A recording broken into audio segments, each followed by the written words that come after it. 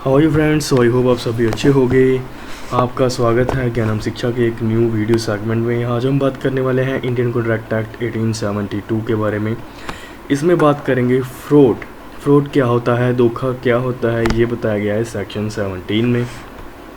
Okay, ये section 17 में Indian contract act में बताया गया है। इसमें ये है कि अगर दो पर्सन जो है वो धोखे से एक पर्सन धोखा करता है दूसरे पर्सन के साथ, वो कॉन्ट्रैक्ट में आ जाते हैं, जो वो कॉन्ट्रैक्ट होगा वो ये माना जाएगा कि उस पर्सन की थी फ्री कंसेंट नहीं थी। ये जो फ्रॉड का कॉन्सेप्ट है ये फ्री कंसेंट के अंदर आता है।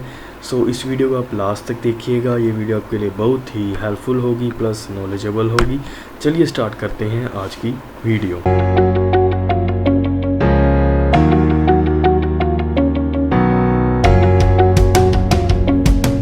तो सबसे पहले मीनिंग आता है फ्रॉड होता क्या है। फ्रॉड मीन्स, अगर मैं सिंपल लैंग्वेज में आपको बताऊं, फ्रॉड का मीनिंग होता है धोखा करना किसी पर्सन के साथ। वो धोखे में कौन कौन सी चीज़ें आएंगी मैं आपको आगे बताऊंगा।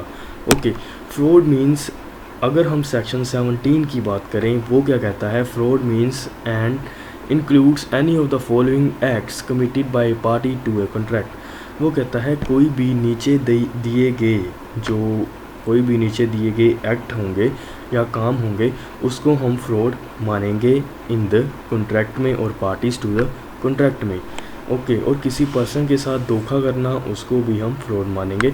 वो सभी चीज़ें क्या हैं? पहली चीज़ है the suggestion as a fact of which is not true. कोई ऐसा काम अगर हम किसी पर्सन के साथ कॉन्ट्रैक्ट में आते हैं, कुछ ऐसा झूठ बोलकर जो कि ट्रू नहीं है, उसको हम झूठ बोलकर उसके साथ कॉन्ट्रैक्ट में आ जाते हैं। ओके, और जो दूसरा पर्सन है वो उसको झूठ को मान लेता है तो वो फ्रॉड माना जाएगा। ओके, सो सेकंड पॉइंट है, क्या कहता है, the active concealment of the fact. मतलब कि कुछ हम सच छुपाते हैं, कुछ ऐसे फैक्ट जो कि उसको जानने ज़रूरी हैं, जो कि उसके लिए जानने ज़रूरी हैं जिससे कि उसको नुकसान ना हो। कुछ ऐसे जो जब हम किसी के साथ कॉन्ट्रैक्ट करते हैं, कुछ हम चीज़ें अगर हम अपने पास लुका लेते हैं, ओके, अपने पास छुपा लेते हैं, उसको नहीं बताते, अगले पर्सन को नहीं बताते, तो वो भी एक फ्रॉड माना जाएगा। एक तो हमने सच छुपाया है किसी पर्सन के साथ, और दूसरा है कुछ ऐसी चीज़ हम उसको नहीं बताते, कुछ ऐसे फैक्ट उसके बारे में जिस चीज़ के लिए हम कॉन्ट्रैक्ट में आ रहे हैं उस चीज़ के बारे में हम उसको नहीं बताते। कुछ ऐसे तत्व जिसको उसको जानना ज़रूरी है, जिससे उसको फ़ायदा हो सकता है या नुकसान हो सकता है। ओके, अगर हम उसको नहीं बताते वो भी एक फ्रॉड माना जाएगा। A promise made without any intention of performing it. कुछ ऐसे वादे करना कि उसको पूरा ना करना। फॉर एग्ज़ाम्पल, मैं आपको इसमें एग्ज़ाम्पल देता हूँ। लाइक ए और बी है, इन दोनों में एक सेल का कॉन्ट्रैक्ट हुआ कि मैं तुझे फर्नीचर दूंगा, तू मुझे पैसे दे। ओके, वो पर्सन ए क्या करता है, ए बी से पैसे ले लेता है, लेकिन उसको जो है सही टाइम पे जब उसने प्रॉमिस किया था डिलीवर करने के लिए, तब उसको फर्नीचर डिलीवर नहीं करता, तो वो भी क्या माना जाएगा, वो भी एक माना जाएगा फ्रॉड, कि उसको फर्नीचर देता ही नहीं उससे पैसे लेकर। फोर्थ आ जाता है any other act fitted to deceive. मतलब कि कुछ धोखे में आ जाना, कोई भी ऐसा एक्ट है, कोई भी ऐसा काम है जो कि हम धोखे में लेकर आ सकते हैं, धोखे की श्रेणी में लेकर आ सकते हैं। पांचवा है any such act or mission as a law specially declare to be fraud. कुछ लॉ ने ऐसे काम बताए गए हैं कि जिसको लॉ कहता है कि ये फ्रॉड माना गया है, तो वो भी क्या फ्रॉड की डेफिनेशन में आएगा। मैंने जो 5 चीज़ें बताई ये सभी फ्रॉड की डेफिनेशन में आती हैं। सो आगे एक इसमें मोर इम्पोर्टेंट पॉइंट है, वो है mayor silence is not a fraud. मतलब कि चुप रहना फ्रॉड नहीं माना गया, लेकिन चुप रहना फ्रॉड नहीं माना जाएगा, वो तब तक नहीं माना जाएगा, इसमें कुछ एक्सेप्शन है। चुप रहना फ्रॉड नहीं माना जाएगा, वो कब माना जाएगा चुप रहना फ्रॉड, जब उस पर्सन की ड्यूटी बनती है स्पीक करने की, पहला पॉइंट। सेकंड है जब उसकी चुप्पी को इक्विवेलेंट टू स्पीच, जब उसकी चुप्पी को एज ए स्पीच माना जाएगा कि वो चुप है, लेकिन उसकी चुप में ही उसका आंसर छिपा है, तब उसको हम फ्रॉड मानेंगे। ओके, इसमें यह है कि mere silence as to fact likely to fact willingness of a person to enter into contract is not fraud.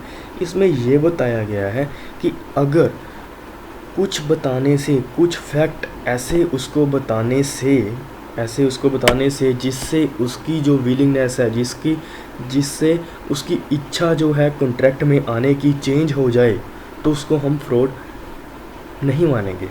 For example, अगर मैं चुप रहता हूँ और मेरे चुप रहने से जो दूसरा पर्सन है वो मेरे साथ जो है कॉन्ट्रैक्ट कर लेता है, तो हम उसको फ्रॉड नहीं मानेंगे। ओके, वो कब मानेंगे? जब वो पर्सन जो है मेरे साथ कॉन्ट्रैक्ट में आ गया है, वो मेरे से कुछ ऐसी चीज़ ले रहा है जिससे कि मुझे पता है कि इसको नुकसान होगा। अगर मैं उस पर्सन को वो चीज़ नहीं बताता, तब वो फ्रॉड माना जाएगा। ओके, आई होप आपको समझ लग रही होगी। अगर आपको कोई भी डाउट है तो आप कमेंट बॉक्स में आइए, कमेंट बॉक्स में कमेंट करिए, मैं आपको सोल्यूशन बताऊंगा। आगे है, under the circumstances of case as such that regard be dam it is duty of person to keep silence to speak. मतलब कि जैसे मैंने आपको बताया, जिसमें उस पर्सन की ड्यूटी है कि उसको उसके जिस चीज़ के बारे में वो कॉन्ट्रैक्ट में आ रहे हैं उसके बारे में दूसरे पर्सन को बताना ज़रूरी है, तो उसको बताना पड़ेगा। अगर वो ज़रूरी है तब भी नहीं बताता, तो वो एज ए फ्रॉड ही माना जाएगा। ओके, सेकंड पॉइंट है, जब वो चुप रहता है तब उसको as a equivalent to speech, जब एज ए स्पीच माना जाए। जब किसी पर्सन का झूठ पकड़ा जाता है तो वो कुछ नहीं बोलता। इसीलिए इसमें ये भी पॉइंट है कि जब किसी पर्सन का झूठ पकड़ा गया और वो कुछ नहीं बोला, तो उसको हम मानेंगे कि इसने हमारे साथ फ्रॉड किया है। ओके, सो इसकी हम एक एग्ज़ाम्पल ले लेते हैं। इसमें है, A sells by auction to B. A ने क्या किया? ए ने सेल किया कुछ बी को, ए ने सेल किया हॉर्स बी को, विच ए नोज टू बी अनसाउंड, जिसको कि ए को पता था ये अनसाउंड माइंड का है, जो घोड़ा है वो अनसाउंड माइंड का है। A says nothing to B, A ने कुछ नहीं बताया बी को about the horse of unsound mind, it is not a fraud in A. A ने बी के साथ कोई फ्रॉड नहीं किया। वो क्यों नहीं किया फ्रॉड ए ने बी के साथ? क्योंकि बी की भी ड्यूटी थी कि ए को पूछना कि हॉर्स साउंड माइंड का है या नहीं है। इसीलिए ए ने क्या किया? ए ने कहा कि अगर बी ने मेरे से नहीं पूछा तो मैंने ज़रूर बताना है। अगर मैंने बता दिया तो वो क्या करेगा? वो ये हॉर्स नहीं बाय करेगा। इसीलिए ए भी चुप रहा। इसमें बी की ड्यूटी बनती थी कि वो उसको पूछे कि घोड़ा सही है, वो साउंड माइंड का है या नहीं है। अगर वो पूछता बी कि घोड़ा साउंड माइंड का है या नहीं है, और तब ए कहता कि घोड़ा साउंड माइंड का है, अनसाउंड माइंड के होने के बाद भी वो कहता साउंड माइंड का है, तब ये माना जाएगा कि उसने बी के साथ फ्रॉड किया। ओके, आई होप आपको समझ लग रही होगी। देखिए गाइस, इसमें यही है कि ए ने बी को घोड़ा बेचा। ए को पता था कि घोड़ा जो है पागल है, लेकिन ए ने बी को नहीं बताया। इसमें जो लेने वाला है बी, उसकी भी ड्यूटी बनती है कि जो मैं चीज़ ले रहा हूँ वो सही है या नहीं, उससे पूछूं जिससे मैं ले रहा हूँ। बी ने क्या किया? बी ने ए से कुछ नहीं पूछा, इसीलिए ए ने बी नहीं बताया। अगर बी पूछ लेता और ए गलत बताता बी को, तब ये माना जाएगा कि ए ने बी के साथ फ्रॉड किया है। ओके, सो आगे आती है, B says to A, if you don't deny it shall be assumed that horse is sound. Okay, A says nothing here, as a silence is equivalent to speech. B ने क्या किया? B ने A को कहा, if you do not deny it, अगर तूने नहीं माना तो मैं ऐसा, अगर तूने इस नहीं बताया तो मैं ऐसा मानूंगा कि A जो है वो साउंड माइंड का है। Okay, A says nothing, A ने क्या किया? A ने कुछ नहीं बताया। ओके, तो ए क्या माना जाएगा? ए ने बी के साथ फ्रॉड किया है, क्योंकि बी के पूछने के बावजूद भी ए कुछ नहीं बोला, इसीलिए ए क्या माना जाएगा? इसीलिए ए माना जाएगा कि उसने कुछ फ्रॉड किया है उस पर्सन के साथ। ओके, ए के बताने पे जब बी ने पूछा ए से कि हॉर्स अनसाउंड माइंड का है या नहीं है, तो ए ने क्या किया, ए चुप रहा। तब भी ये माना जाएगा कि ए ने बी के साथ फ्रॉड किया, क्योंकि बी ने ए से पूछा था लेकिन ए ने उसको नहीं बताया। ओके, अगर बी पूछता ही ना तो ए बताता ही ना, तब कोई फ्रॉड नहीं माना जाएगा। जब बी ने पूछा तो ए ने नहीं बताया, तब ये फ्रॉड माना जाएगा। जब बी ने पूछा ए ने गलत बताया, तब भी ये फ्रॉड माना जाएगा। ओके गाइस, सो आपको समझ लग रही होगी I hope. A and B being trader enter upon a contract. A has private information changing price would affect the B's willingness to proceed with the contract. A is not bound to inform B. For example, इसमें क्या बताया गया है, इसमें ये बताया गया है A और B जो है इन्होंने एक कॉन्ट्रैक्ट किया ट्रेड का। ओके, ये आपस में ट्रेड करते थे कि लेन देन था, या सेलिंग का ही लगा लो आप, कि ए हैज़ प्राइवेट इंफॉर्मेशन, ए के पास कुछ ऐसी इंफॉर्मेशन थी जिससे कि प्राइस के चेंज का इफ़ेक्ट पड़ना था। ओके, बी को प्राइस के चेंज का इफेक्ट पड़ना था। ए ने क्या किया, ए ने बी को नहीं बताया कि प्राइस चेंज हुआ है या नहीं हुआ। ओके, दूसरी तरफ बी ने भी नहीं पूछा कि प्राइस चेंज हुआ है या नहीं हुआ। इसमें क्या है, इसमें ए जो है बी को बताने के लिए बाउंड नहीं है। अगर ए नहीं भी बताता तो ये नहीं माना जाएगा कि जो ए ने उसके साथ फ्रॉड किया है। ओके, बी की भी ड्यूटी बनती है कि उसको ए को पूछे कि प्राइस चेंज हुआ है या नहीं हुआ।